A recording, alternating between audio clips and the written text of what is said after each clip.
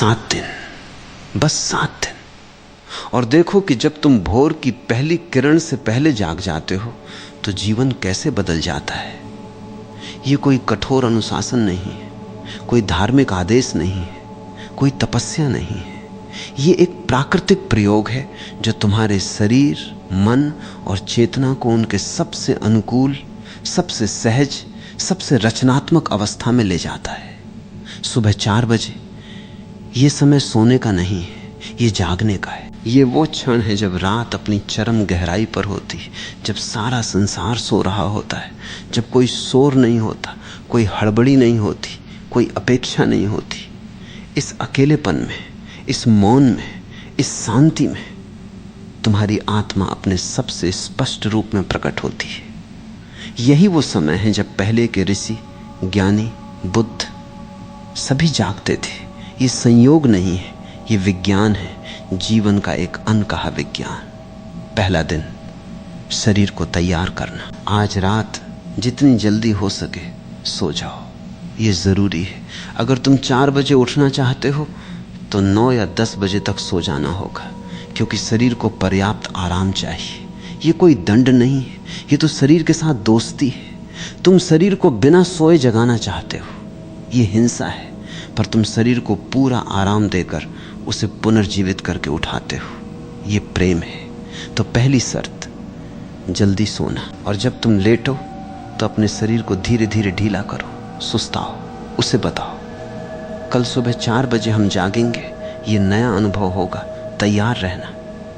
ये सुझाव शरीर को मिल जाता है और वो उस समय पर अपने आप जागने लगता है। पर यह सबसे महत्वपूर्ण बात है, जब तुम जागो तो आंखें खोलने के बाद तुरंत उठो। आलस मत करो, करवटें मत बदलो, सोचो मत कि थोड़ी देर और। नहीं, पहली घंटी पर, पहले झटके पर, जैसे कोई सैनिक अपने कर्तव्य पर उठता है वैसे ही उठो। ये तुम्हारा पहला विजय क्षण है। अपनी आलस्य पर, अपनी पुरानी आदतों पर, अपने मन के बहानों पर विजय है। और जैसे ही उठो एक गहरी सांस लो और अपने चेहरे पर ठंडे पानी की कुछ फुहारें मारो। ये तुम्हारे शरीर को, तुम्हारी त्वचा को, तुम्हारी आंखों को जगाता है, उन्हें भोर की ऊर्जा के लिए तैयार करता है। दूसरा दिन, सुबह 4 बजे के मौन में बैठना। अब तुमने शरीर को जगा लिया है और उसे आदत पड़नी शुरू हो गई है। इस दिन 4 बजे उठो, अपना चेहरा धो और कहीं बैठ जाओ, कुर्सी पर, जमीन पर, बालकनी में, कहीं भी जहां तुम्हें कोई परेशान न करे, बस बैठो। किसी भी ध्यान की विधि को मत करो, किसी मंत्र को मत दोहराओ, किसी ईश्वर को मत याद करो, बस बैठो और इस मौन को, इस शांति को, इस नीरवता को महसूस करो। रात अभी पूरी तरह खत्म नहीं हुई है और सुबह अभी पूरी तरह आई नहीं है। ये एक संधि काल है, एक द्वार है, एक सीमा रेखा है। उस द्वार पर बैठो। शहर सो रहा है, पक्षी सो रहे हैं, हवा भी रुकी हुई है, सब कुछ शांत है। और इस शांति में तुम्हारी सांस धीरे धीरे गहरी हो जाती है, तुम्हारी हृदय गति शांत हो जाती है, तुम्हारा मन विचारों के जाल से मुक्त होने लगता है। ये वो समय है जब तुम्हारी अंतरात्मा सबसे अधिक स्पष्ट होती है, जब तुम्हारी सोच सबसे अधिक तेज होती है, जब तुम्हारी रचनात्मक ऊर्जा सबसे अधिक प्रवाहित होती है। इसलिए इस बैठक में बस उस भीतर की आवाज़ को सुनो जो आमतौर पर दिन के शोर में दब जाती है। वही आवाज़ तुम्हारा मार्गदर्शन है, वही तुम्हारा सच्चा गुरु है, वही तुम्हारा आंतरिक मार्गदर्शक है। तीसरा दिन, सुबह 4 बजे की सैर। शरीर जाग गया है, मन कुछ शांत हो गया है, अब शरीर को थोड़ी हलचल दो। 4 बजे उठो और बाहर निकल जाओ, खुले आकाश में, प्रकृति के बीच।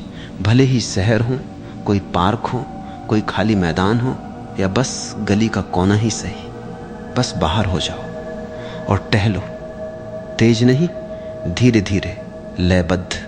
अपनी सांस और अपने कदमों को एक करो। 2 कदम पर सांस अंदर, 2 पर बाहर, या जो भी तुम्हें सहज लगे। और जब तुम टहलो तो हर चीज पर ध्यान दो। ठंडी हवा तुम्हारी त्वचा को छू रही है, तुम्हारे पांवों के नीचे की जमीन, पेड़ों की आकृति जो अंधेरे में भी दिखती है, या हो सकता है कोई पक्षी जाग गया हो और उसने गाना शुरू कर दिया हो, या कहीं दूर कोई कुत्ता भौंक रहा हो। इन सब को महसूस करो, इन सब का हिस्सा बनो। ये सैर केवल शारीरिक व्यायाम नहीं है, ये एक ध्यान है, एक प्रार्थना है, एक उत्सव है। क्योंकि जब तुम रात के अंधेरे से उभरती सुबह की पहली रोशनी को देखते हो, जब तुम देखते हो कि अंधेरा धीरे धीरे पिघल रहा है, जब तुम देखते हो कि नए दिन का जन्म हो रहा है, तो तुम भी उसी जन्म का, उसी नएपन का, उसी पुनरुत्थान का हिस्सा हो जाते हो। तुम्हारी आंखों में एक चमक आती है, तुम्हारे कदमों में एक हल्कापन आता है, तुम्हारे हृदय में एक गीत उठता है, बिना किसी कारण के, बिना किसी शर्त के। चौथा दिन, सुबह 4 बजे पढ़ना या लिखना। अब तुम्हारा शरीर और मन दोनों जागृत होने लगे। ये दिन उस चेतना का उपयोग करने का है।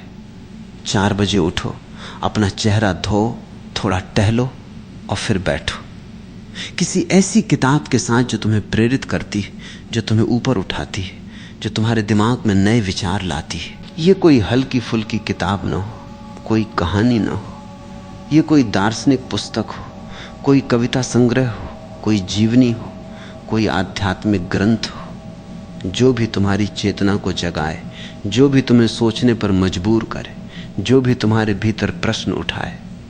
अगर तुम लिखना पसंद करते हो तो एक डायरी लो और अपने मन की बातों को, अपने अनुभवों को, अपने सपनों को, अपने विचारों को कागज पर उतारो। ये वो समय है जब तुम्हारी रचनात्मकता सबसे अधिक उर्वर होती है, जब नए विचार बिना किसी रुकावट के आते हैं, जब तुम्हारी कलम बिना किसी सेंसरशिप के बहती है।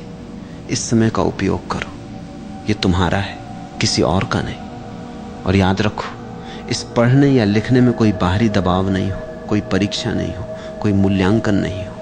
बस तुम और तुम्हारा अनुभव, तुम और तुम्हारी अभिव्यक्ति, तुम और तुम्हारी समझ। 5वां दिन, सुबह 4 बजे का ध्यान। अब तुम शारीरिक, मानसिक और भावनात्मक रूप से इस समय के साथ तालमेल बिठा चुके हो। अब समय है उस चेतना को और गहरा करने का जो इस समय में संभव है। इस दिन 4 बजे उठो और बिना कुछ किए, न टहलना, न पढ़ना, न लिखना, बस किसी कोने में बैठ जाओ, अपनी आंखें बंद करो और अपने भीतर उतरो। अपनी सांस को देखो, कैसे वो अंदर जाती है, कैसे बाहर जाती है। उस सांस की लय को पकड़ो, उस सांस की गहराई को महसूस करो। और जब तुम सांस को देख रहे हो तो धीरे धीरे तुम्हारा मन शांत होता जाता है, तुम्हारे विचार पतले होते जाते, तुम्हारी भावनाएं शिथिल होती जाती हैं। और फिर एक क्षण आता है जब तुम और तुम्हारी सांस, तुम और तुम्हारी चेतना, तुम और वो शून्यता एक हो जाते हैं। इस क्षण को, इस मौन को, इस अवस्था को याद रखो। यही ध्यान है, यही मुक्ति है, यही परम आनंद है। ये कोई बाहरी अनुभव नहीं है, ये तुम्हारा स्वभाव है। बस तुमने उसे इस समय, इस शांति में, इस नीरवता में पहली बार पहचाना है। इसलिए इस दिन जितनी देर हो सके इस ध्यान में बैठो। आधा घंटा, 1 घंटा, या जितनी देर तुम्हारा शरीर अनुमति दे। और जब तुम उठो तो महसूस करो तुम्हारी पूरी दिनचर्या, तुम्हारा पूरा जीवन उस ध्यान की एक किरण से प्रकाशित हो गया है। 6ठा दिन, सुबह 4 बजे का अभ्यास निरंतर जारी रखना और एक व्यक्तिगत विधि विकसित करना।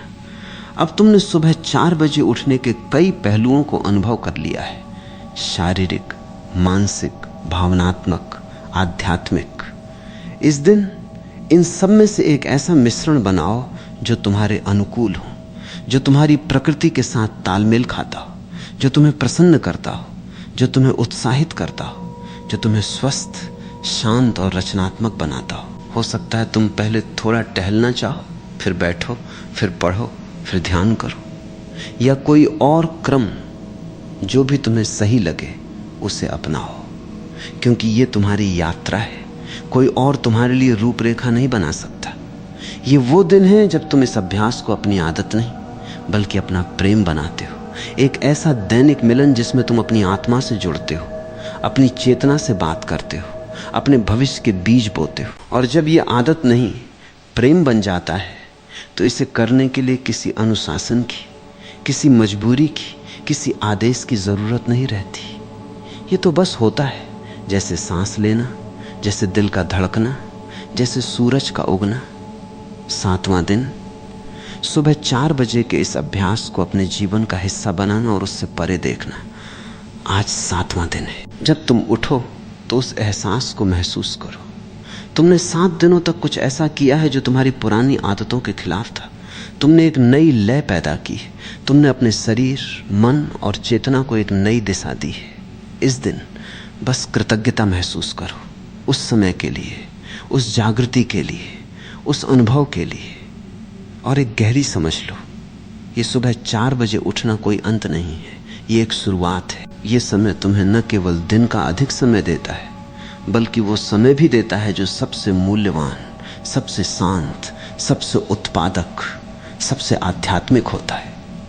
और जब तुम इस समय को जीते हो तो बाकी दिन चाहे कितना भी व्यस्त हो, चाहे कितनी भी समस्याएं हों, उस भोर की रोशनी से, उस मौन की गहराई से, उस स्पष्टता की शक्ति से सरल हो जाता है, सहज हो जाता है, आनंदमय हो जाता है। इसलिए 7वां दिन केवल अभ्यास का अंत नहीं है, ये एक नए जीवन का पहला दिन है, जहां तुम अब अपनी सुबह के मालिक हो, अपने समय के मालिक हो, अपनी चेतना के मालिक हो। और यही तो असली स्वतंत्रता है, जब तुम किसी बाहरी एजेंडे के अनुसार नहीं, बल्कि अपनी आंतरिक लय के अनुसार जीते हो, अपनी सुबह की पहली किरण के अनुसार जीते हो, अपनी अंतरात्मा की पहली पुकार के अनुसार जीते हो।